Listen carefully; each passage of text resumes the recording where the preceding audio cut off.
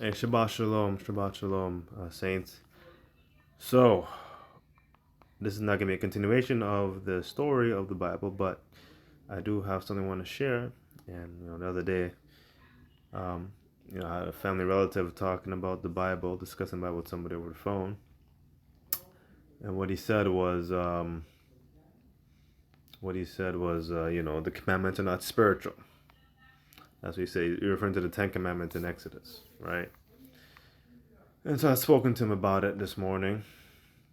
Yeah, this morning. And I just told him that I was just like a slight disagreement, nothing. I'm not gonna make it too major. I understand, he's, kind of has the Christian. I mean, I don't want to say it this way, but of course, the Christian church don't believe in the Ten Commandments or don't believe in keeping them or even observing them. So, I mean, that's the path some people are on, and that's fine. That's cool. Excuse me. Excuse me. But yeah. So, but in our disagreement, he stated that. Well, first I stated that, for example, like in Genesis, or let's say like referring to the Ten Commandments, right? Going to Exodus 20. Oops, no, not that. Going to Exodus 20, and just to verse 8. It says, "Remember the Sabbath day to keep it holy," right? 6 days you labor and do all your work, but the 7 days is the Sabbath of the Lord thy God. In it thou shalt not do any work, you nor your son, nor your daughter, nor your manservant, nor your female servant or maidservant, nor your cattle, nor your stranger that is within your gates. And it goes on in the next verse. And so I just took this as an example, right? 6 days labor and do all your work, the Sabbath day. And I went back and I said, like in Genesis, in Genesis 1, or sorry, 2, um, 2 verse 2, it says, "And on the seventh day God had ended his work which he had made, and he rested on the seventh day from all his work which he had made," right? And so there's obviously a spiritual sense to this. There's a model to follow here, right? And of course, when you do these things, when you're doing something, you get there's a certain type of spiritual level you obtain to when you do something. For example, like if you're in sports and you're playing and you're training and you put in 10,000 hours of work in your athletic career, you get to that thing called the state of the zone, where like you're just moving based on instinct.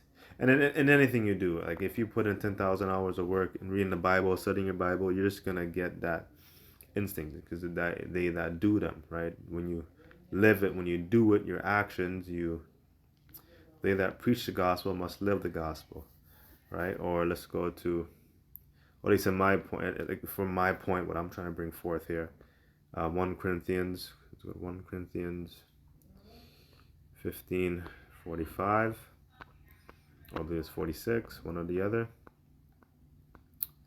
And here it is. "Howbeit, that was not first which is spiritual, but that which is natural, and afterwards that which is spiritual." Right? There's something when you do something in the natural, the spiritual side follows through. And even when you talk about the first man is of the earth, earthy, the second man is the Lord from heaven. And we talk about and we know the second Adam is Jesus Christ, Yeshua Mashiach.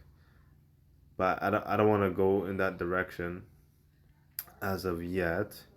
But there's definitely the model of the first Adam, right? Like there was a model that he had to follow, and Jesus Christ came to correct it and did it in or yeah, had to correct it, and so we could follow and so we could be restored in that manner, right? As restoration.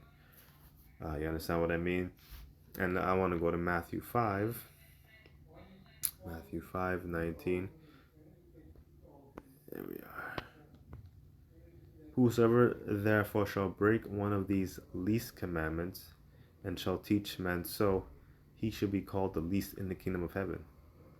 But whosoever shall do and teach them, the same shall be called great in the kingdom of heaven.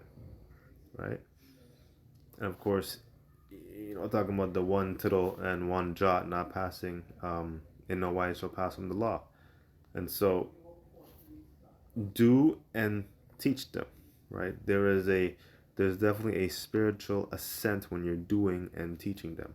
Of course, teaching them is even a lot more, is the level above doing, but there is a spiritual sense in doing them.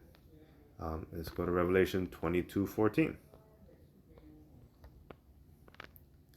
Blessed are they that do his commandments, that they may have right to the tree of life and may enter in through the gates into the city. And I spoke about the tree of life in one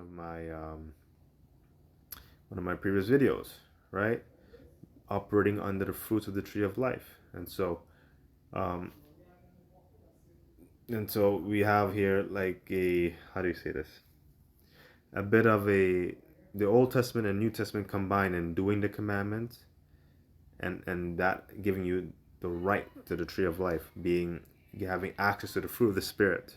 I don't want to say access, but there is definitely a connection there with doing the commandments and then performing the fruit of the Spirit, right? So doing, right? Blessed that do his commandments. So I just wanted to say that, and I think this is gonna help somebody for sure, because especially with with a lot of the messages out there, I want to send forth a good message for people to give people a battle ready answer, right? Because we all know the Lord is a warrior and he's a man of war, right?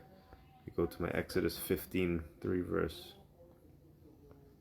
Lord is a man of war. The Lord is his name. So, always be ready to have a defense for the gospel, and don't be afraid to get into war mode when time is needed. So, anyways, that's all I have for today. That's all I have for now.